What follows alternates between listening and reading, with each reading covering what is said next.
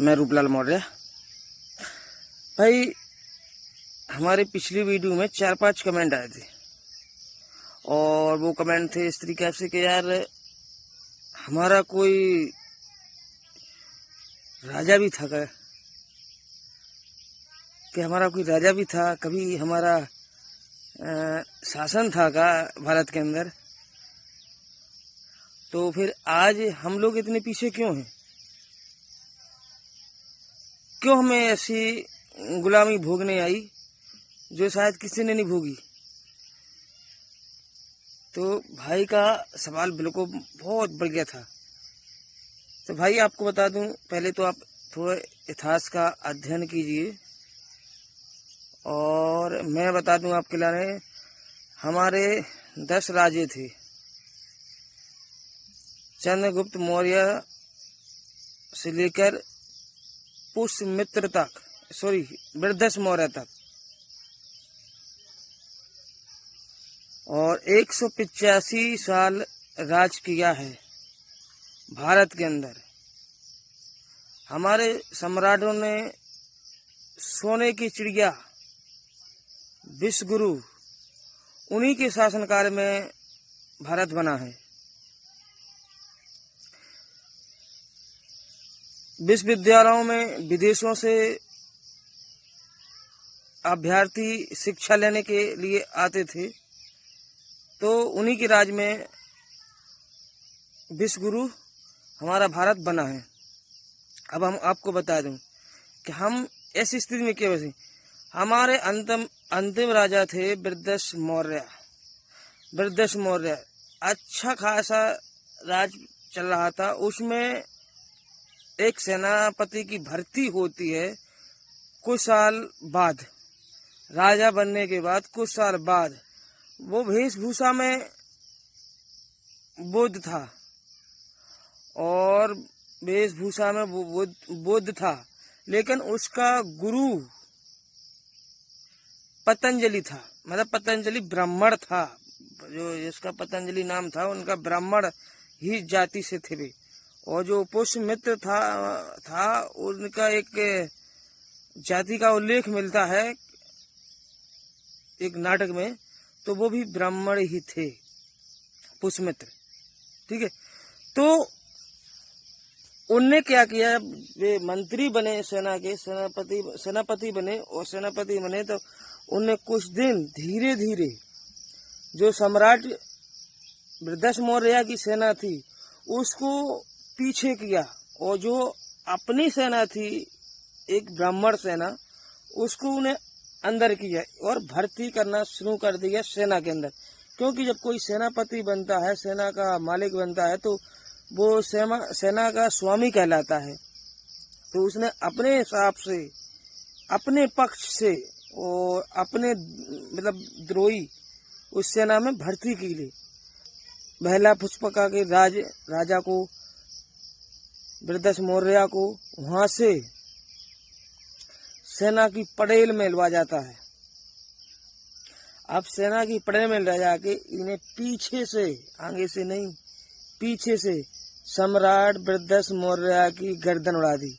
अब वहां जो भी सेना थी, जिस सेना के बीच में थे जे, वो सेना बृहदस्थ मौर्य की नहीं थी, वो पुष्यमित्रा की सेना थी। वो पुष्यमित्रा ने पीछे से गर्दन उड़ा के सीधा यहाँ से पाटलिपुत्र से विदिशा होता हुआ, और मौर्य यानी मौर्य समाज या मौर्य वंश के लोग थे, इन लोगों को जो भी पढ़े लिखे थे, समझदार थे, इनका सिर काट काट के घाघरा नदी में फेंकवाया। अब घाघरा नदी कहाँ पर है नहीं पता, जिसको आज सरजू नदी कहा जाता है। और जिस साकेत में इसने अपना राजपाट बनाया, जिसको आज अयोध्या कहा जाता है, वो वहां से इसने कहा जितने भी बुद्ध भिक्षु प्लस पढ़े लिखे मौर्य वंश के लोग मिलते हैं, जो उनकी गर्दन काट के लाएगा, हम उन्हें 100 मुद्राएं एक गर्दन की देंगे। इस तरीका से इनाम रख दिया। तो इतना धड़ेआम कत्लेआम हुआ, इतना कत्लेआम हुआ भैया, मौर्य वंशों का कि बहुत पैमाने पर कत्लेआम हुआ, और कत्लेआम होने के बाद फिर जो हमारी समाज है वो वहाँ से बिछड़ गई, भाग गई। कोई कहीं बस गया, कोई खेती करने लगा, कोई बाड़े का काम करने लगा, कोई लोहार का काम करने लगा, कोई दूध बेचने का काम करने लगा। मतलब ऐसी ऐसी अलग अलग देश के अंदर बस गए। जब बस गए, अब वहाँ पर जब ब्राह्मण राज आ चुका है, साकेत के अंदर ब्राह्मण राज आ चुका है, तो इन लोगों ने क्या कहा कि जितने भी हमारे जिनको हम बुद्ध मठ बोला जाता है, आज मठाधीश बोला जाता है, मठाधीश भाई बुद्ध मठ ही है, ठीक है। तो उस बुद्ध मठों को इनने, उनकी मूर्ति तो कछ उनकी चेंज कर पाई, वो कुछ की नहीं कर पाई, और जिनकी नहीं कर पाई तो आज भी वे बुद्ध पूजा करते हैं। मंदिरों में बुद्ध पूजा होती है भाई। इस प्रकार से जब इनने हमें तोड़ मरोड़ के वो मंदिरों को मिटा के हमारे वो कब्जाया, वो कब्जावे के बाद फिर आज तक हमें गुलाम बनाया। फिर हमें भगवान के रूप में भीमराव अम्बेडकर मिले, ज्योतिराव फुले मिले। हमारे राजा उठने के बाद, जब के बाद इन गुलामियों से आज हमें इतना नजीर दिया है कि हम बराबर पे बैठ सकते हैं, बात कर सकते हैं, अपनी बात रख सकते हैं। केवल संविधान की देन है मेरे भाई। जिस दिन ये संविधान चला जाएगा फिर तुम जाके क्या गुलाम हो जाओगे। और इनका रामराज कौन था? हकीकत इनका रामराज भाई यही था। आप गुलाम थे तो इनका रामराज था, इनकी सेवा करते थे तो इनका रामराज था। इनके सामने घुटनों के भर जाते थे, इनका रामराज था। हकीकत ये है इनके रामराज की। इसलिए हम इस स्थिति में फिर इन लोगों ने हमारे 136 जाति बनाई। जाति बनावे के बाद अलग अलग प्रथाएं चलाई। अब अलग अलग प्रथाएं जैसे गंगादान। गंगादान में क्या होता था, अगर शूद्र का कोई लड़का अगर पहला पैदा होता है तो उसको ये ब्राह्मण गंगा में दान किया करते थे। नहीं, ये तो गंगा को दान जाना है। और अगर किसी की मोड़ी सुंदरता हुई है तो देवीदास प्रथा, मंदिर की सेवा। मतलब मंदिर की सेवा में क्या होता था,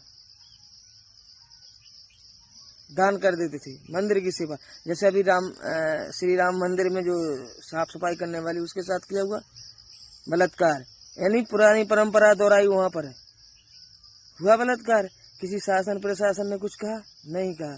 कहीं बुलडोजर चला? नहीं चला। तो इसी प्रकार देवीदास प्रथा चला इन लोगों ने। हमारी सुंदरता जो भी बहन बेटी होती थी जबरदस्ती उठा लेते थे, जबरन उठाकर उसको कहते थे दान, और उसके पास शारीरिक संबंध बनाते थे। वो कहते थे हम तेरी भगवान में पहुंच बना रहे। फिर सती प्रथा।